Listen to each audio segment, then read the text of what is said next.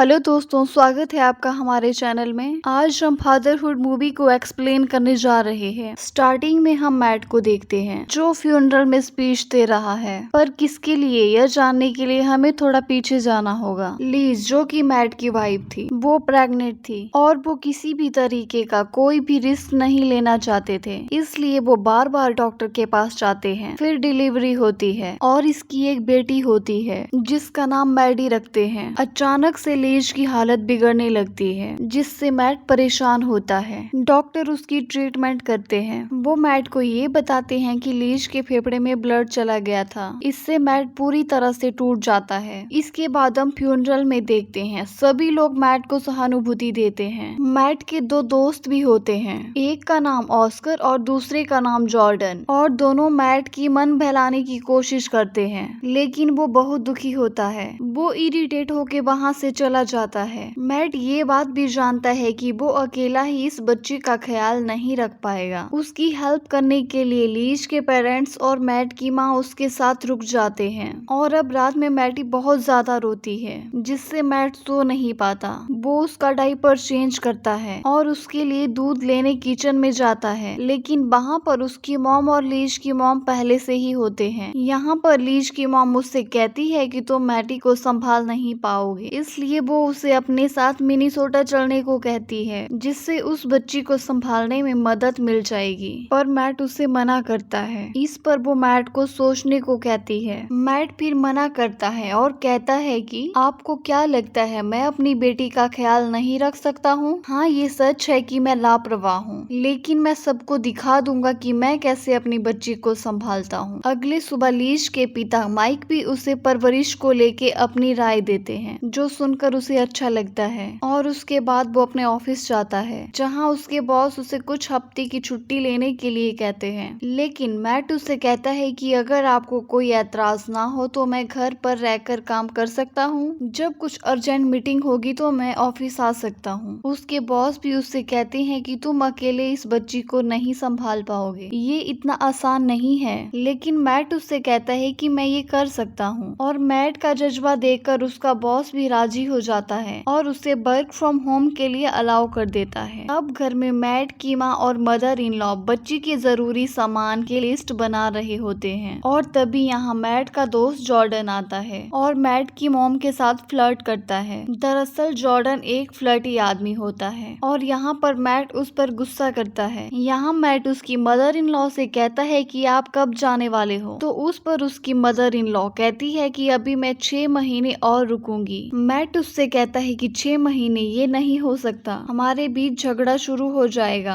आप तब चले जाओ जब मेरी मॉम यहाँ से चली जाएगी। उसकी मॉम कुछ दिनों बाद यहाँ से जाने वाली होती है। ये सुनकर उसकी मदर इन लॉ उसे कहती है कि हाँ, मैं तुम्हारी मॉम के साथ चली जाऊंगी। अगर तुम इसे परफेक्टली हैंडल नहीं कर पाए तो तुम्हें चुपचाप मिनीसोटा आना होगा। इस बात पर मैट एग्री हो जाता है। जॉर्डन और मैट बच्चों के सामान लेने चले जाते हैं। यहाँ पर जॉर्डन स्टोर कीपर के साथ फ्लर्ट करता है, लेकिन मैट उसकी सेटिंग बिगाड़ देता है और जॉर्डन इसका बदला मैट से घर पर लेता है। एक छोटी सी गलती को लेके दोनों बच्चों की तरह आर्ग्यूमेंट करना शुरू कर देते हैं। कुछ दिनों बाद वो अपनी मॉम और बच्चे के साथ पार्क में जाता है जहाँ वो बेबी ट्रॉली को ठीक कर रहा होता है, पर उससे ये नहीं हो रहा होता, जिससे वो बहुत परेशान हो जाता है और उसे अपनी वाइफ के बिना ये सब करना नामुमकिन लगता है। लेकिन उसकी मॉम उससे कहती है कि लीज अब इस दुनिया में नहीं रही, अब उसे ही ये करना है जो इस बच्चे के लिए सही है। यहाँ उसकी मॉम बेबी ट्रॉली को फटाक से नीचे कर देती है, जिसे लेकर मैट बहुत परेशान था। मैट को वो बेबी ट्रॉली नीचे करना नहीं आता।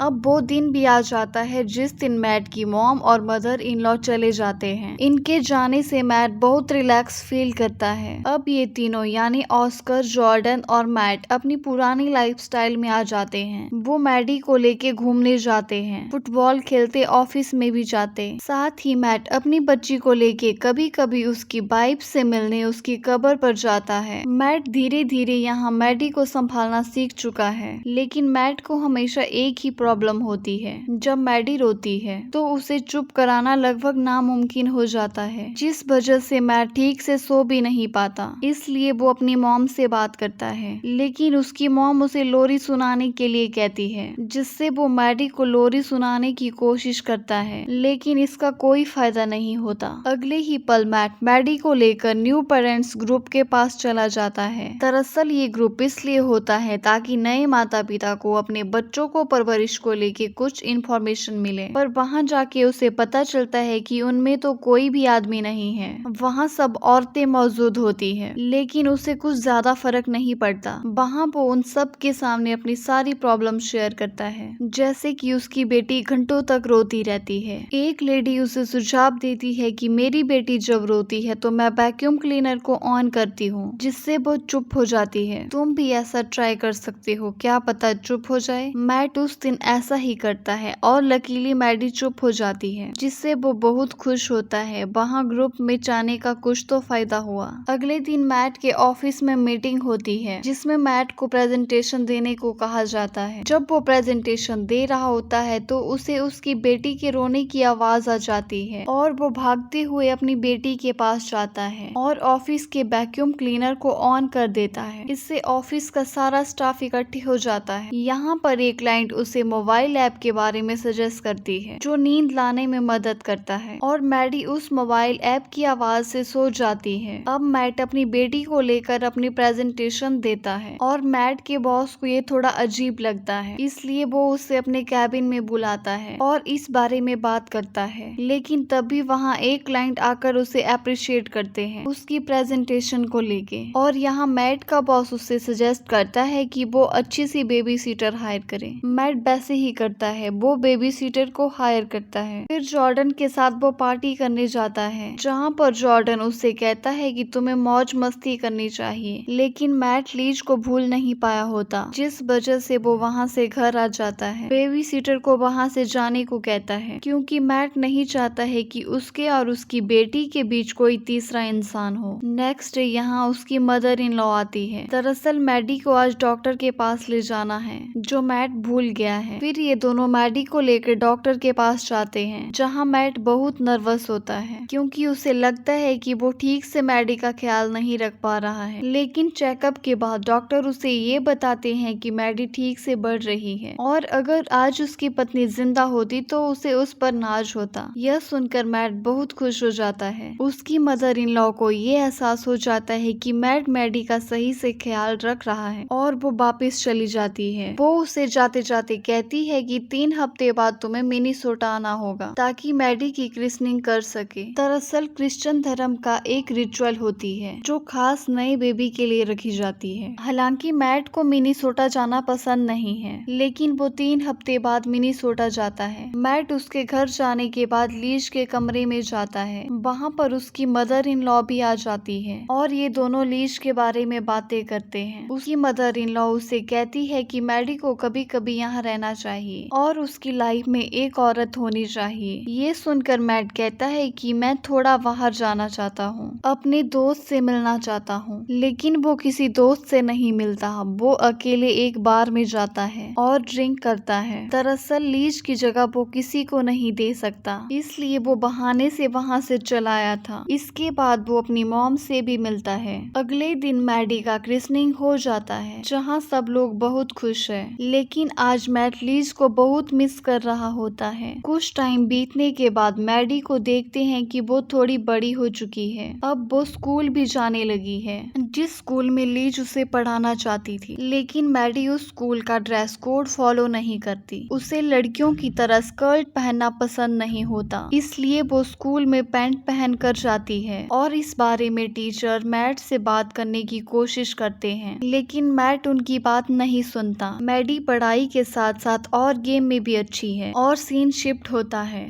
जहाँ मैडी और मैट एक पार्क में आए होते हैं, और मैट की मुलाकात एक लड़की से होती है। इस लड़की का नाम सवान है, लेकिन उसे सब लीजी बुलाते हैं, और ये नाम मैट की वाइफ का भी होता है, और लीजी ऑस्कर की पत्नी की फ्रेंड होती है। मैट समझ जाता है कि ये सब ऑस्कर का प्लान है। वो दोनों बात करते हैं, और बातचीत के दौरान मैट को ये पता चलता है कि लीजी एक शो पर एनिमेटर का काम करती है, जिस शो का नाम लकी जिम है। लकी जिम एक एडल्ट शो है। अब रात को मैट मैडी के साथ वो शो देखता है, और मैट इरिटेट होकर टीवी बंद कर देता है और मैडी से कहता है कि ये शो नहीं देखना चाहिए। जॉर्डन उसे लीजी के बारे में पूछता है, लेकिन मैट मैडी के सामने इस बारे में बात करने से मना करता है। अगले दिन एक लड़का मैडी को उसके पैंट को लेके चिढ़ाने लगता है। इस वजह से प्रिंसिपल मैट को शिकायत करते हैं, क्योंकि प्रिंसिपल को लगता है कि अगर मैडी स्कर्ट पहन के आएगी तो उसे कोई परेशान नहीं करेगा, और मैट को ना चाहते हुए भी उसकी बात माननी पड़ती है। लेकिन मैडी को सिर्फ लड़कों की ही ड्रेस पसंद आती है, और उसी रात को मैट मैडी को बताता है कि आज वो किसी के साथ बाहर जाएगा। लेकिन इससे पहले कभी मैट मैडी के बिना बाहर नहीं गया है, और मैट की ये बात सुनकर मैडी मायूस हो जाती है। लेकिन मैट उसे लीज की ज्वेलरी बॉक्स देता है और उसे कोई भी ज्वेलरी चूज करने के लिए कहता है। मैडी अपनी मॉम के ज्वेलरी बॉक्स में से एक नेकलेस चूज करती है और उसे पहनकर खुश हो जाती है। अब मैट लीजी के साथ डेट पर आया होता है, जहाँ ये दोनों बहुत सी बातें करते हैं और ये दोनों कहीं ना कहीं एक दूसरे को पसंद करने भी लगे थे। यहाँ मैट को लीजी का साथ पसंद आ रहा था, जिस वजह से वो मैडी से दूर होता जा रहा था। वो मैडी को उसके दोस्त के घर छोड़ दिया करता था, जहाँ पर मैडी को भी एहसास हो रहा था कि वो उसके डैड से दूर हो रही है और उन्हें मिस भी करती है, पर वो उससे कुछ नहीं कहती। वहीं मैट लीजी के साथ एक अच्छा समय बिता रहा था। एक दिन मैट मैडी को घुमाने ले जाता है। ये दोनों बहुत मजे करते हैं।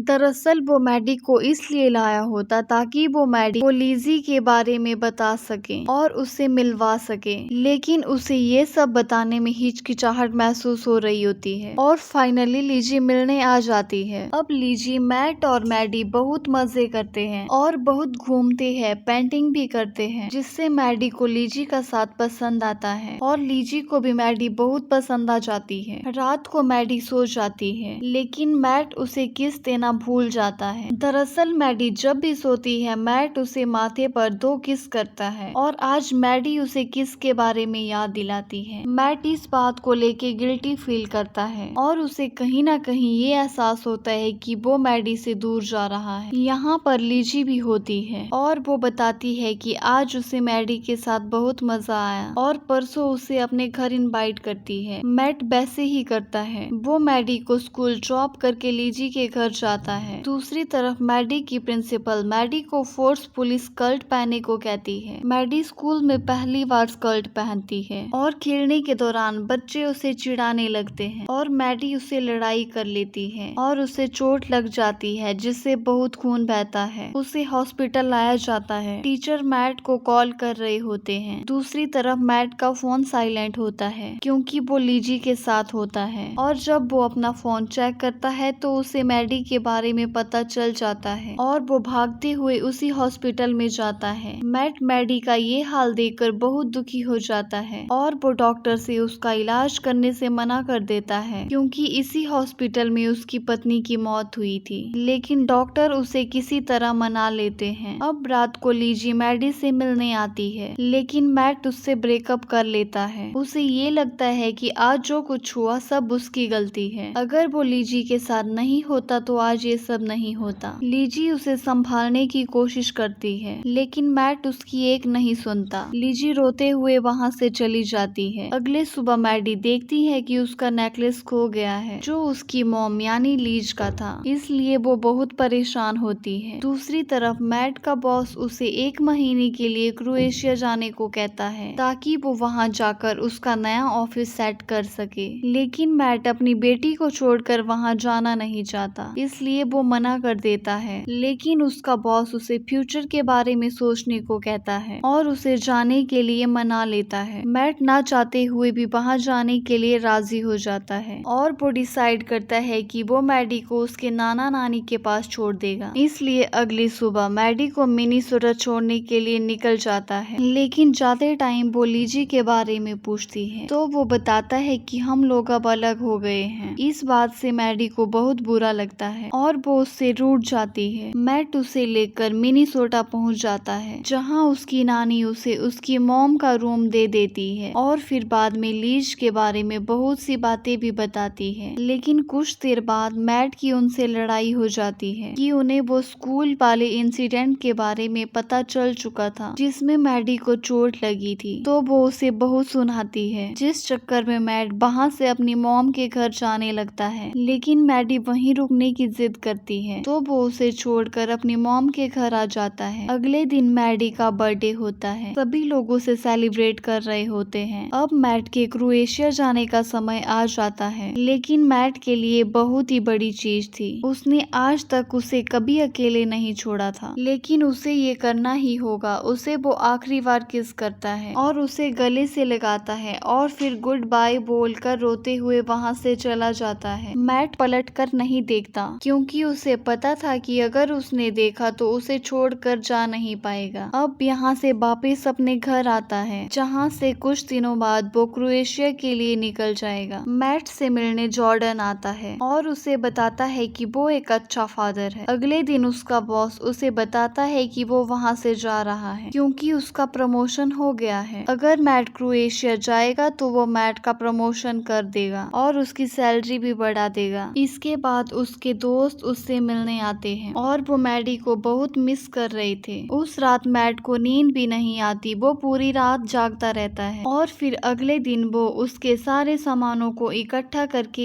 एक जगह रखने लगता है। उसी में से वो नेकलेस मिलता है जो उसने मैडी को दिया था, जिसे लेकर वो एयरपोर्ट के लिए निकल जाता है। लेकिन मैट का अभी भी मन नहीं है जाने का। वो एयरपोर्ट पर बैठा हुआ है, लेकिन उसके दिमाग में सिर्फ मैडी की यादें चल रही है। उसे उसके साथ बिताए हुए सारे पल याद आते हैं। वो स्कूल का पहला दिन, वो पहली बार खुद के पैरों पर चलना सीखना, वो लीजी से मिलना, हर चीज उसके दिमाग में घूम रही थी। और उससे कहता है कि मुझसे ये नहीं होगा। वो ऑस्कर से कहता है कि तुम मेरी जगह जाओ, मैं तुम पर पूरा भरोसा करता हूँ। और वो सीधे मिनीसोटा जाता है मैडी से मिलने के लिए। उसे वापिस आता देख मैडी बहुत खुश होती है और यहाँ पर उसने अपनी बेटी के लिए अपने फ्यूचर को दांव पर लगा दिया था और इसी को पिता का प्यार कहते हैं। वो मैडी को वही लॉकेट देता है जो उससे खो गया था। उसकी मदर इन लॉ उसका प्यार देखकर रोने लगती है और आखिर में वो बोल ही देती है कि मैं गलत थी, शायद तुमसे अच्छा मैडी का ख्याल कोई नहीं रख सकता। जिसके बाद वो अपने घर लौट जाते हैं। इसके बाद मैडी और मैट लीजी से मिलने जाते हैं। यहाँ मैडी मैट से उससे सॉरी बुलवाती है। इसके बाद तीनों साथ में बहुत इंजॉय करते हैं। पोस्ट क्रेडिट सीन में हम देखते हैं कि स्कूल में अब मैडी को पैंट पहनने की परमिशन मिल जाती है, लेकिन उसे अलग फील ना हो इसलिए मैट ने आज खुद स्कर्ट पहन ली थी ताकि वो हमेशा से खुश रहे।